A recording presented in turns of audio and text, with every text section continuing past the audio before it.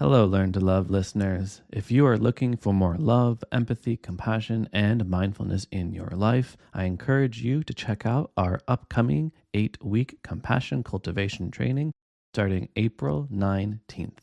This incredible course combines traditional contemplative practices with contemporary psychology and scientific research to help you lead a more compassionate life. Led by Mary Doan, the supervising instructor for education programs at the Zen Caregiving Project, the 8-week course is perfect for anyone looking for more compassion and understanding in their life and is particularly good for parents, caregivers, educators, therapists, managers, and public service leaders. To learn more about the course, just head to theheartcenter.com and click on the live online compassion cultivation training link. We sincerely hope you can join us for 8 weeks starting from April 19th. For those of you on the West Coast, it will be from 4 to 6 p.m. For those of you on the East Coast, it will be from 7 to 9 p.m. Eastern Time. But of course, you can join us wherever you may be in the world. Thanks so much for listening. We hope you enjoy the show. Hello, everyone, and welcome to the Learn to Love podcast, your guide to everything love, sex, intimacy, and relationships. Each week, your host, Zach Beach, interviews new experts on love, including couples therapists, relationship coaches, sex educators, and best-selling authors. Learn the best tips and cutting-edge wisdom to better love yourself, others, and the world. Thanks so much for joining us. We hope you enjoy the show. Welcome to the Learn to Love podcast, everyone. I am your host, Zach Beach, and I'm here with the incredible counselor, coach, and author, Chelli Pumphrey. Hello, Chelli, and welcome to the show.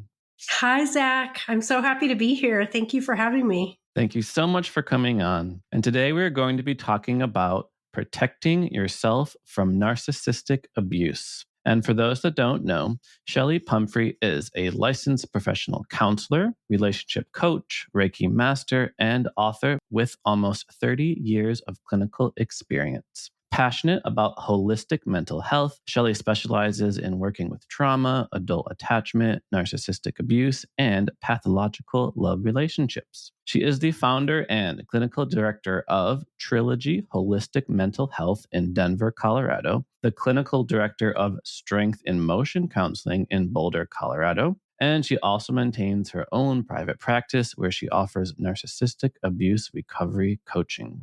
Her book is Insight is 2020, How to Trust Yourself to Protect Yourself from Narcissistic Abuse and Toxic Relationships, which will be published this May. How are you today, Chelli?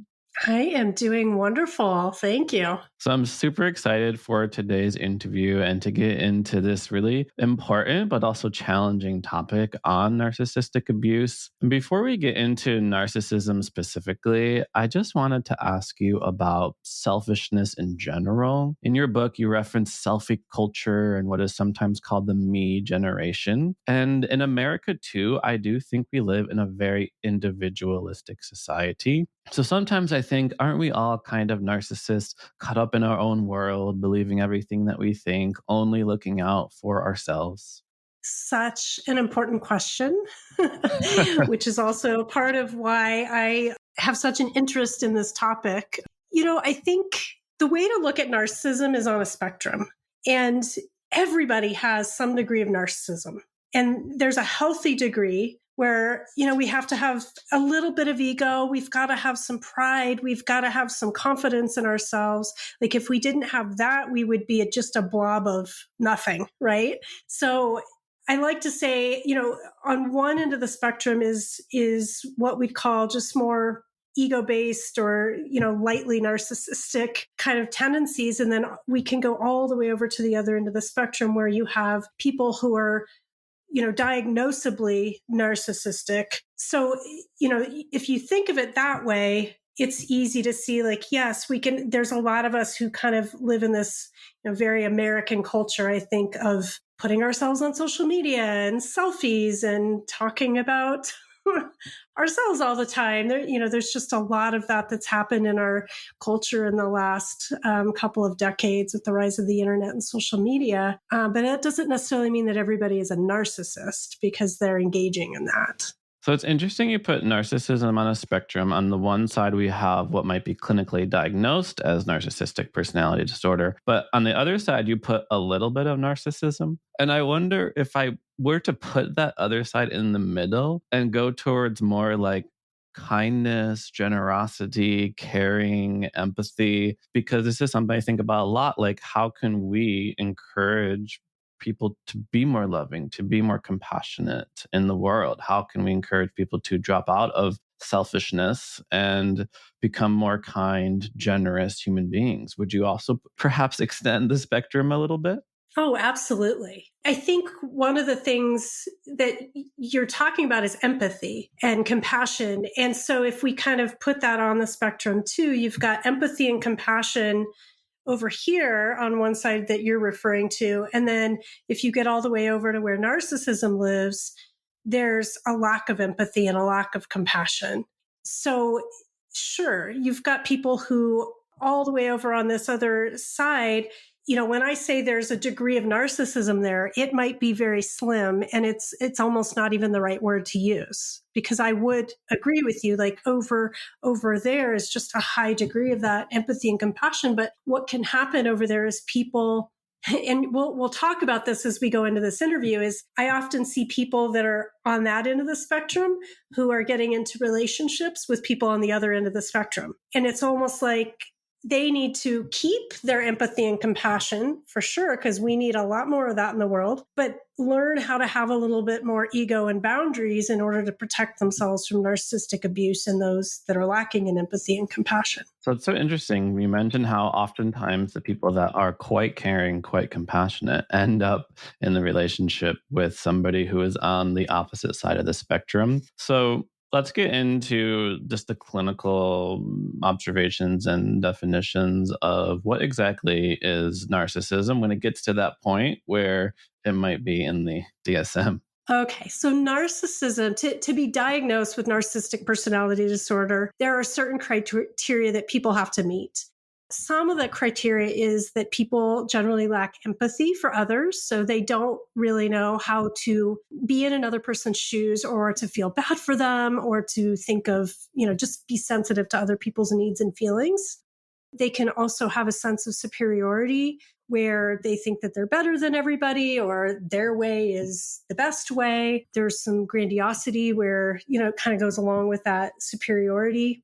Often you can see, this is kind of this textbook looking kind of narcissist that we think of, is somebody who they kind of flaunt it. Like, I'm the best. They can be really boastful in front of people. I'm the best. You don't know what you're talking about. So it's like they're not afraid. They lack some of those social skills of, some of us might be afraid to admit that we think we're the best if that's how we think, even though that might be narcissism too, but they kind of wear it on their sleeves. Sometimes there's also some overlap because with some other personality disorders, because narcissism and a couple of other disorders called antisocial personality disorder and borderline personality disorder are in this group or this cluster called cluster B. And this is something that, the rest of the world doesn't need to know about. But in the world of psychology, we think of this. These three personality disorders have some overlap in traits. So sometimes you'll see, I like to call it dramatic and erratic behavior. So narcissists and these, antisocial or borderline people often have a lot of dramatic kind of emotional outbursts, a lot of ups and downs, highs and lows, and then erratic, a lot of impulsive things or impulsive reactions or behaviors or thoughts. And especially with narcissism, they can often go into different kinds of kind of emotional states. Like people will see like this Jekyll and Hyde personality where one minute they're really loving and everything's wonderful. And then the next minute they can be a terrorist, essentially. So a relationship with a narcissist has this dramatic and erratic feel to it. Lots of highs and lows, lots of conflict, but also a lot of really intensely emotional or connecting or loving moments too. So those are some of the basics. With some of the overlap with antisocial personality disorder, this is somebody who lacks empathy and really doesn't follow the rules. So this is often a criminal who, is breaking the law a lot of the time. They know the difference between right and wrong, but they don't think the rules apply to them. And that kind of goes in with narcissism as well. Rules are for everybody else, but not me. And then borderline is a lot of fears of abandonment, a lot of intense, wanting to connect in deep intimacy, but then can get really emotionally distraught if they perceive or feel that somebody's abandoning them or criticizing them. And then that kind of overlaps into narcissism, where they can be really sensitive to criticism or what they perceive as criticism. If they think somebody's kind of in some way thinking they're not good enough, or, they think somebody's putting them down in some way, they can get really reactive or defensive or engage in some other psychologically manipulative tactics, which we might cover here in the rest of the interview. So that's kind of an overlap. You can see that with these these three different disorders, each one has a little bit of the other one in it. So that's really fascinating. And I want to get more into the types of people that do fall into, as you mentioned, this cluster B. And I know our topic today is on helping the victims of such abuse, but let's also talk about helping these people, because something I really believe in is that there is a fundamental good in all people. And part of the motivation of this podcast is to help us all, everyone, bring more love into our lives, including anyone who might have a mental health condition. And you write in your book about the research into the prevalence of antisocial personality disorder, narcissistic personality disorder, and psychopathy. And you write that about 1 out of every 10 people in the United States lack empathy or a conscience. And I read that and I was like, okay, first of all, wow, that's a lot of people. Right. But secondly, okay, so we want everyone to love more, right? How can we bring more love, compassion, kindness, empathy to people who almost don't seem to have that part in their brain that produces these effects? Yeah, such a great question. And I can tell you that as a therapist who has spent my whole career working with, a range of mental health issues, I have complete empathy and compassion for anything that might be coming up for somebody, with their mental health. And I think that we all need to have compassion and empathy. It's not somebody's fault that they have a mental health diagnosis. And in fact, there's even, research showing that that narcissism, antisocial personality, borderline, and even psychopathy can have some genetic influences as well. So, I always like to think of that too, that, either there's some trauma in the background or somebody was born with it. And why should we, judge somebody for something that isn't their fault? Nobody goes into the world choosing to be a psychopath or a narcissist, But I think that what we have to do is separate out being compassionate and having empathy for people with mental health disorders where there's a lack in empathy and conscience, with setting boundaries and protecting ourselves from those kinds of people. So the question really in my mind is, can you have compassion and empathy for them, but not let yourself get tied up in these kinds of relationships? Because what happens is, as I mentioned earlier, the people that have a lot of empathy and compassion are usually the ones that get stuck in those relationships, and they end up having way too much empathy and compassion for this wounded narcissist or sociopath, thinking, I see their wounds. I can love them. He's just wounded. I can make excuses for this poor behavior because he's acting out of his trauma, So that is a dangerous place to be, because that can keep you stuck in a relationship and allow somebody to be abused for years and years and years. So to me, it's about, making a separation there. Like, I can feel bad for them, but it doesn't mean that I have to be in relationship for them or with them. Right? Absolutely. Oftentimes people stay in an abusive relationship because they love their partner, and they forget they also need to love themselves. And a huge part of loving oneself is setting up healthy boundaries. But going back to these types of people, is it possible to develop empathy for someone who, quote unquote, feels none? Is it possible to develop a conscious for someone who, quote unquote, doesn't have one?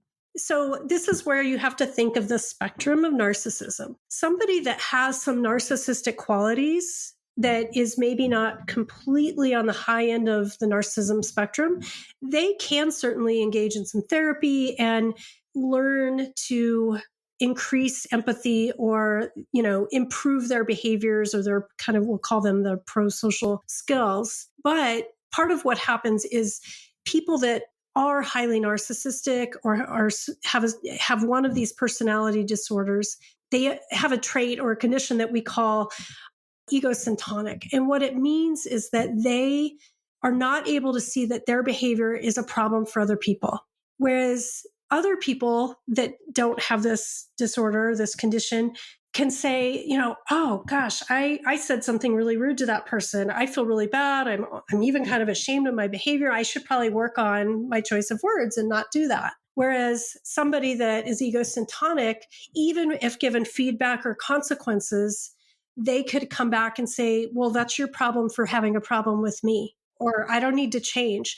So the question isn't, can they necessarily learn empathy or develop a conscience? The problem is that even getting them to that point to want to learn it is really hard because they don't think that they have a problem with it like the rest of us might see. So, and that just makes it really hard for them to be able to make effective change in themselves, which is really, it is sad and hard to see that some people really, it can just destroy their lives as well as the people that get affected by their behaviors as well. Yeah, that's really challenging. A lot of times, like the people that need therapy aren't the ones that might go to therapy. Right? It's too bad. So, our topic for today is narcissistic abuse, but I'm curious if, again, these two things kind of go hand in hand. Is it possible to be in a loving, supportive partnership with someone who might have a diagnosis in cluster B, as we'll say?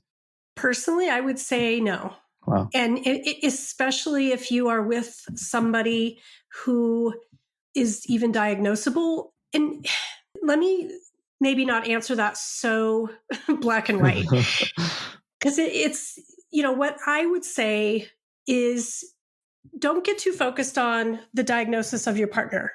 First of all, that's up to a therapist, a psychologist to do. If you are with somebody that is hurting you, harming you, abusing you in any way, that should mean either A, you try to get help, or B, if they don't try to get help or help is not changing anything, that relationship is not healthy and probably isn't going to be fixed. Bottom line, pay attention to the behaviors and how you feel in the relationship. Let that be your guide. But, just kind of going back to your question and being more direct, because of that egocentric quality to people with these personality disorders, especially narcissism and antisocial personality, they are very difficult to change and can be incredibly destructive in a relationship. So I feel like when people hear the term relationships, it goes to intimate or romantic relationships. But when we talk about narcissistic abuse, I imagine it can come from a number of areas, including a family member or even a dear friend that might exhibit this kind of behavior. Do you find this goes across the many types of relationships that we have? Absolutely. I mean, it can be in any relationship, even with coworkers, or it's really common to have a supervisor or boss that's a narcissist. And it can be incredibly destructive in an intimate romantic relationship, but other relationships, even if it's your boss, it can be pretty traumatizing for people. And sometimes people don't, a lot of people don't recognize that it is actually narcissistic abuse. So earlier you mentioned there are a certain type of people that get attracted to or tend to get involved with narcissists. They tend to be the more caring people. And let's go more into that. So again, like what kind of people do tend to get drawn to narcissists and why is that the case? Yeah. Well, it's really interesting because there's been a lot of talk on social media and the internet in the last several years about narcissistic abuse. And some of the common explanation that most of the people out there talking about it use to explain why people get into these relationships is that they see either people that have codependent patterns or come from families with trauma in their background. And, that's what gets them into these relationships. But there has been some research done by a woman named Sandra Brown, and she's really this kind of pioneer in the field of dealing with narcissistic abuse and what we call pathological love relationships, which is a relationship with somebody with one of these personality disorders. And she found that 63% of women, her study was on women because this commonly affects more women than men in our intimate relationships, at least. She found that 63% did not come from backgrounds with significant trauma, nor did they have any patterns of codependency. But what she found was they had two personality traits in particular. And these were the trait of conscientiousness and agreeableness. And these traits, so the way to explain it is agreeableness is a personality trait. Well, let me back up. First of all, what's important to know about personality is essentially hardwired into us. These are traits that we're born with. And even though we might do work over our lives to manage or change some of it, it is really ingrained in us. So these things are not easily changed or healed, so to speak. So if you have a trait of agreeableness, let's say, this is somebody who's really flexible, who's forgiving, and, somebody makes a mistake, they're going to be quick to forgive and move on and say, it's okay. I know you're human. These are people with a lot of compassion and empathy and just willing to let things slide, let's say. And we like to say that agreeableness is the trait that often gets people in these relationships in the first place, because they start to see these negative behaviors in a narcissist and they put up with it. They forgive it. They overlook it. And, these are people that, I think, you're in the yoga world, we can both identify with the term empaths. A lot of empaths talk about being caught up in narcissistic relationships. And what I see is empaths have these two personality traits. So agreeableness is the trait that gets you into the relationship. And then conscientiousness is the trait that keeps you in the relationship. And that one, again, is also a lot of compassion and empathy. And what happens with conscientiousness is there's a high degree of loyalty and this, always wanting to kind of stick it through to the end. Like, I'm not going to give up on this. If this relationship is a mess, I'm going to do everything I can to fix it. Or, so it's just this stick to itness that people have that makes them stay in these relationships despite horrendous abuse sometimes. So those two things are the biggest two personality traits or factors that can get somebody into these relationships. And then, of course, there are people who have codependent traits, who did grow up with trauma or had a narcissistic parent. And then there's one other aspect that I'm not going to spend a ton of time on because that's like a whole other episode. But I also find that people that have what we call an anxious attachment style tend to get involved in these relationships as well. And I don't know if you've done some interviews with people about attachment, but anxious in particular is very vulnerable because they have a lot of fears of abandonment. And there's some dynamics that, with the narcissists love to be on a pedestal. And when an anxiously attached person gets anxious about a person leaving them or not perceiving that they're good enough for the relationship, they tend to put a partner up on a pedestal, which feeds the narcissist, right? And then they start to feel like they're not good enough or they're too much for a partner, which gets reinforced by the narcissist's gaslighting and emotional abuse. And it just turns into a very vicious cycle. I'm just barely scratching the surface on that one because it's a little complex. But those are some of the vulnerabilities that people have that can get them into these relationships. Yeah, we have talked about attachment styles before on the podcast, and it's always nice to have that reminder because it is really important to know about the different dynamics that are at play. And when you mentioned how a certain type of people get attracted to people who might have narcissistic tendencies, to me, this seems like good qualities, right? The flexible, forgiving, empathic, Right. conscientious. And I'd hate to be like, oh, stop being such a nice person and think more about, okay, how can we equip this person to better see the red flags and see the other things that are happening in their relationships? Because you actually wrote in the introduction to your book, in my work as a therapist, there are two questions that every single survivor of narcissistic or relational abuse has shared with me. How did I miss the red flags? And let's go right into it. So, what are those red flags and why do people miss them? Well, there are what I'd like to call early stage red flags, and then there's later red flags. And the timing of those can vary based on the relationship of the narcissist. But part of what happens is if we take a person that's agreeable and conscientious, they miss the red flags because they're literally in front of their face and they're like, it's okay, I forgive you. And it's the niceness, it's the conscientiousness, it's the willingness to put up with it that literally just blinds you to what's going on. And I mean, I know this, I've personally experienced narcissistic abuse and I have these traits, and this is definitely what got in my way every time. And one of the things that I cover in my book is what I call the internal red flags and the external red flags. And the external red flags are what we can look for in a narcissist or a sociopath that help us know, like, this behavior is not okay.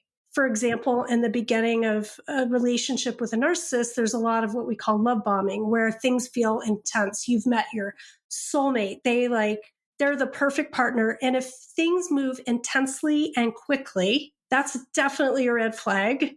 And it can be really hard for people to discern because they think they've just met their perfect mate. And when you've met your perfect mate, it's easy to say, okay, 3 weeks later, let's move in. But no, we don't move in 3 weeks. Okay, people, just so you know, don't do that. Time is your friend. Let it go for a long time. So it's this intense, dramatic, and almost like dreamlike quality in a relationship that can be some of the very early signs. And anybody that I've worked with, and I'll include myself in that, when they look back, usually they can see the red flags that they missed within weeks of the relationship. And it's just that they either didn't know they were red flags because, let's say, they came from a family history of had a narcissistic parent or other narcissistic partners, and it's kind of the norm, or they have the agreeableness and conscientiousness traits that have them overlook these red flags or forgive them. The other thing that I talk about are these internal red flags, and these are the red flags that I think are way more important for people to pay attention to. And what this is you definitely want to look at these external red flags, like the qualities of a narcissist. You can Google that all day long and find out what kinds of crazy things they might do. But internal red flags are basically listening to your body. Our body always knows the truth, and we just have to learn how to listen to it. And that can be challenging, especially if you're being traumatized or if you have a history of trauma. So a couple of things that I teach people is to listen to trauma responses and what that feels like in the body. A lot of us know what fight or flight is, but there's 4 specific trauma responses: fight, flight, freeze, and fawn. And I won't go into all of those right now for the sake of time, because that could take a long time. But some of the teaching I do is like, are you experiencing these trauma responses? And if you're feeling that with a partner, especially more than once or twice, that is a sign that something is wrong. You should not be having a trauma response in a relationship. So real quick, what was that 4th one? Flight, flight, freeze, Fawning. and fawning. Fawning. What? I haven't heard of that one. What is that?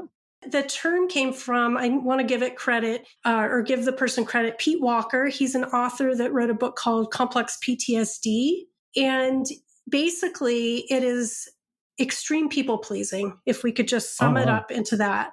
And it's where you're really putting your needs aside, not being authentic, doing everything you can to keep this person happy or from erupting into, conflict or anger. And that happens to be a very common trauma response that I see in people in these narcissistically abusive relationships, because they get in this state of being really fearful of, what's the next thing that's going to set the narcissist off. So they do a lot of pleasing and, trying to make them happy so that they don't get upset. But the reality is, as a narcissist will find anything to get upset about. So fawning is that fourth response. Wow. Yeah. And freezing, that's when people are kind of shut down, kind of disconnecting, dissociating, feeling a little bit out of your body. Basically, these trauma responses are things that happen automatically in our brain to protect us, and they are not conscious. They are just there to keep us alive and to keep us safe. And so when we're feeling them, it means our brain is detecting that something is wrong. That's why it's so important to listen to them. Well, I love that. I love this concept. I'm going to have to look more into it because it is really fascinating and particularly appropriate for today's topic. That's a wonderful aside. Let's go back into those internal red flags. So you mentioned listening to your body and notice trauma responses. And what I heard from you is that a healthy relationship should not have that response. Yes.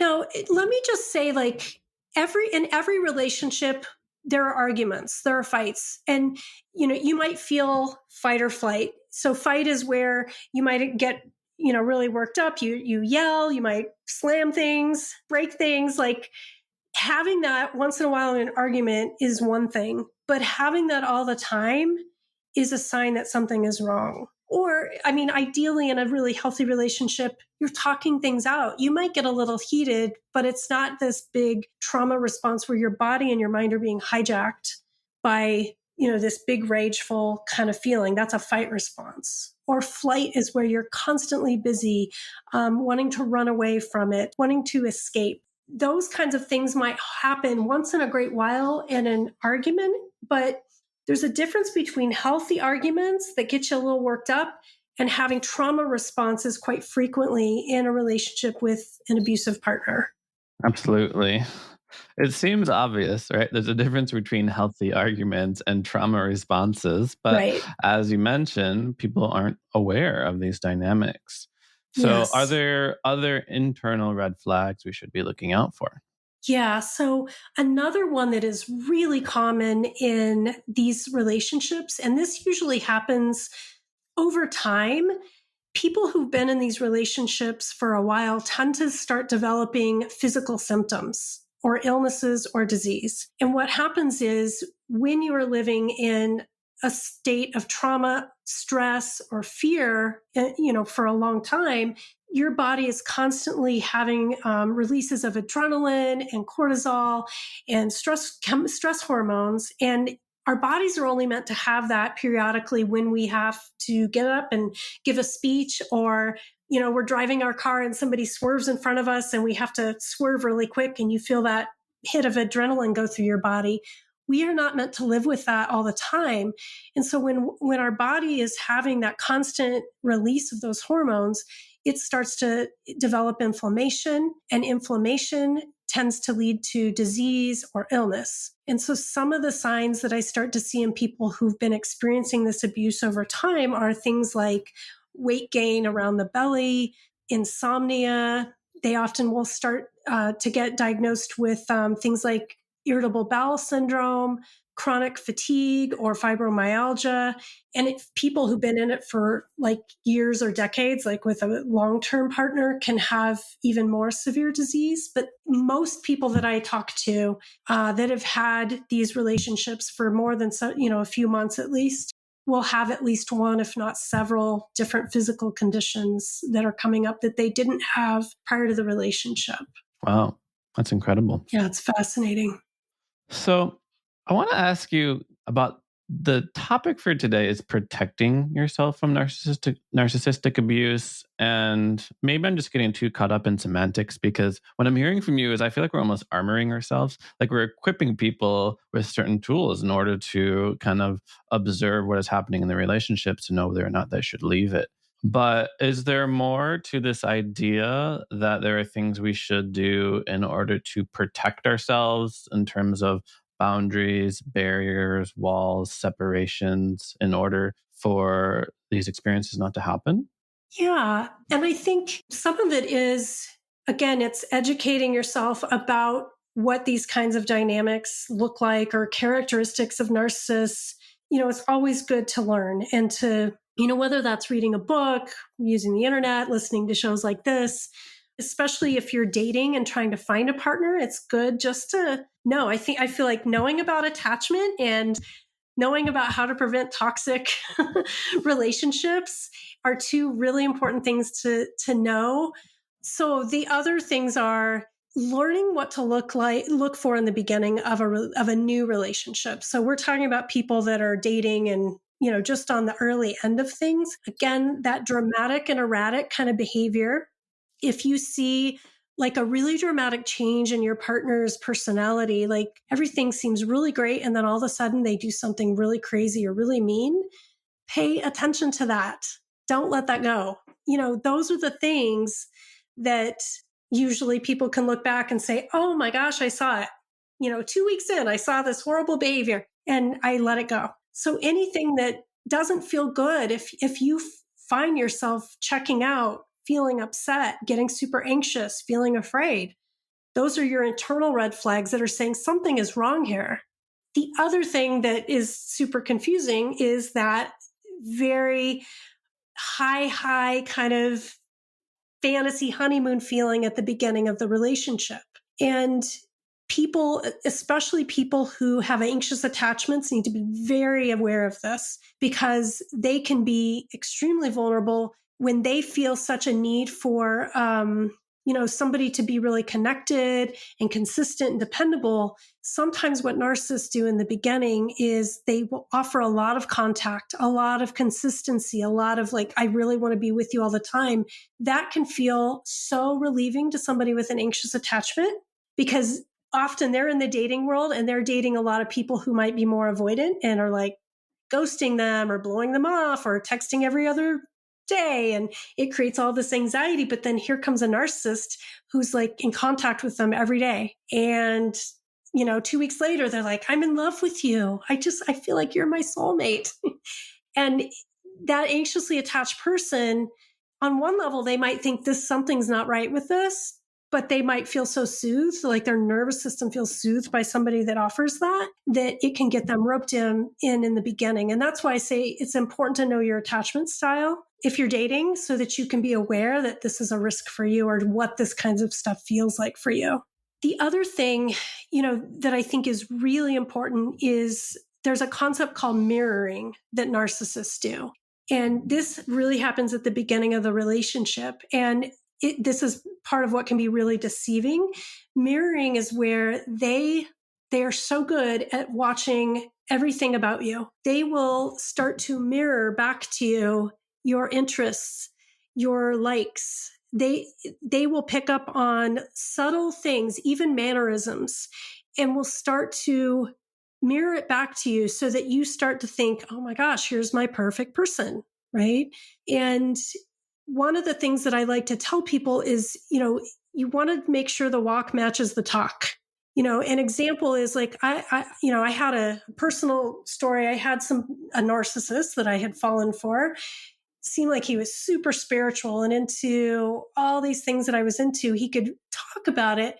But when it came to like, you know, going to a class together or really engaging in like deeper practices or conversations about these spiritual things we were talking about, he couldn't go there. He didn't know, like, it just stopped there. Or he'd create some kind of drama about, you know, some weird way to make me feel crazy or like change the subject. So, you know, things like that where it seems really good, like almost too good to be true. Check it out. See if their walk matches their talk. You know, if they say they're an excellent skier, take them skiing and see if they know how to ski. Right? If they're really good at yoga, get them on a mat and see what they do. So it's so funny because I only watched the first half, I'll be honest with you. But there's this Netflix documentary called The Tindler Swindler. I don't know if you've seen it, but it captures a lot of the things that you're mentioning, where this guy, as you mentioned, would essentially love bomb these kind of vulnerable women and, tell them that they're in love with them and say how rich he was. And many of the red flags you mentioned came up where things moved very fast. There were some red flags. They're like, this is strange. He says he's running from the police. And but I'm sure it's fine. Right. And you mentioned, if things seem too good to be true, you might want to check it out. If they say they're very rich, you might want to investigate a little bit before lending them hundreds of thousands of dollars. Anyways, it's very interesting. And Yeah. so I'm imagining somebody listening to this podcast, reading your book, doing some of the work, noticing the red flags, and potentially leaving their relationship or perhaps even quitting their job if they find that the narcissistic abuse is coming from their boss, for example. And now this person is quote unquote single or free. And I'm curious what kind of healing and growth is necessary or needed after basically the abuse of being in a narcissistic relationship. Yeah, such a good question.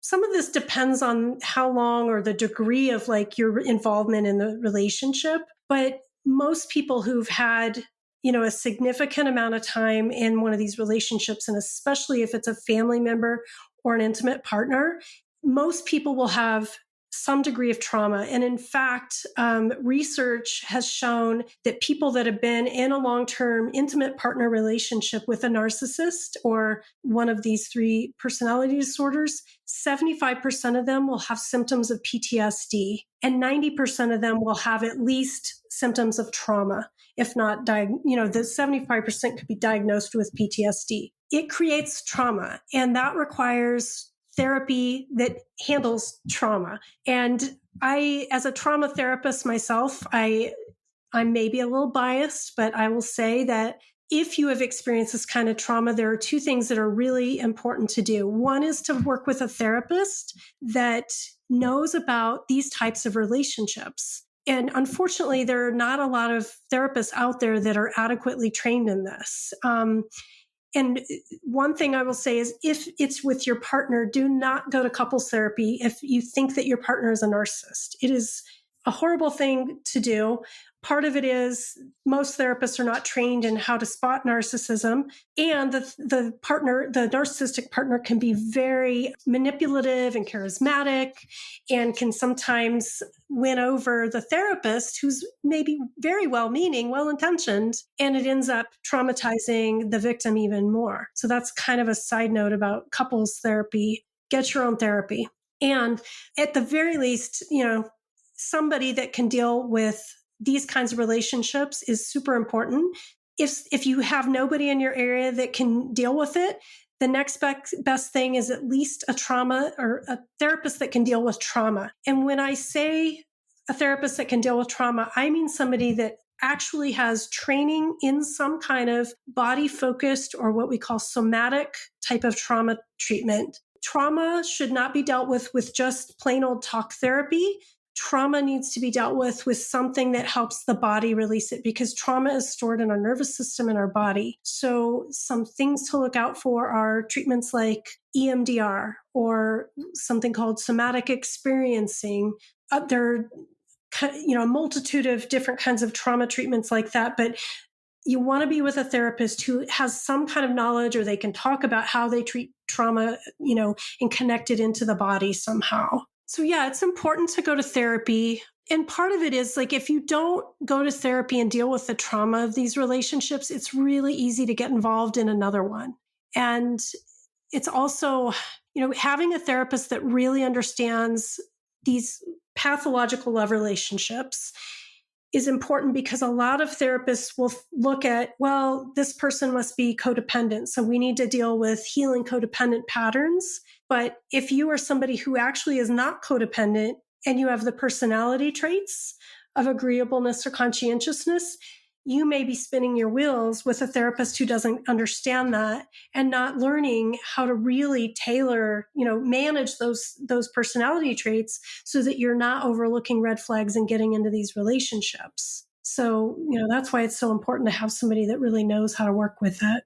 Absolutely. And just speaking to you has been so wonderful. It's really obvious that you know how to work with these really challenging dynamics. So I so very much appreciate you coming on to the show. And unfortunately, our time is winding down.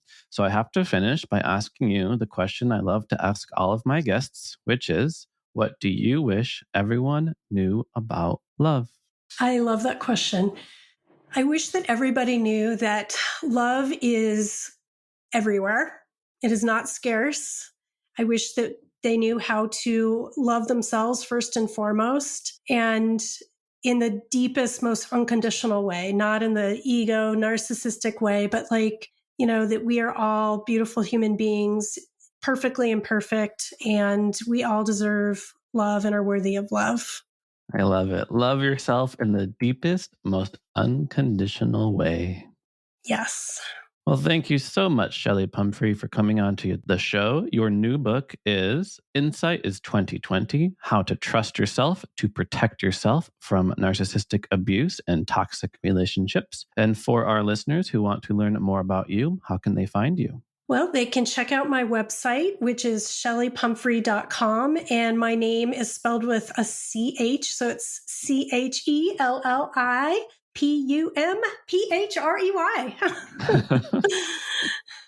Not an easy one to spell. Well, don't worry. It'll be in the show notes too. And people can also check out your Instagram, and your book comes out in May. So thank you so much, Chelli, with a CH, for coming on to the show. And thank you, listeners, for listening to the show. We hope you remember many of the valuable lessons that we learned today, including how narcissism exists on a spectrum. We all have some degree of it. Those that are on the extreme end tend to lack empathy, think they're better than everyone else, have a lack of compassion. And unfortunately, caring and kind people tend to be attracted to these kinds of people. So it's important to look for the red flags, external red flags like love bombing and things going really fast, and internal red flags like trauma responses. And don't forget to love yourself in the most deepest, unconditional way. And healing yourself from these relationships is so important. So find a trauma-informed, trauma-focused therapist like the amazing Chelli Pumphrey. If you want to learn more about me, you can head to zachbeach.com and learn more about the show at theheartcenter.com. Thanks again, Chelli. Thank you. Wow, that was a wonderful summary. I really appreciate being here today and being able to talk about this. I appreciate you coming on as well. Thanks again for listening to the Learn to Love podcast. To learn more about the show and your host, head over to zachbeach.com or theheartcenter.com. You can also follow Zach on Facebook, Twitter, and Instagram.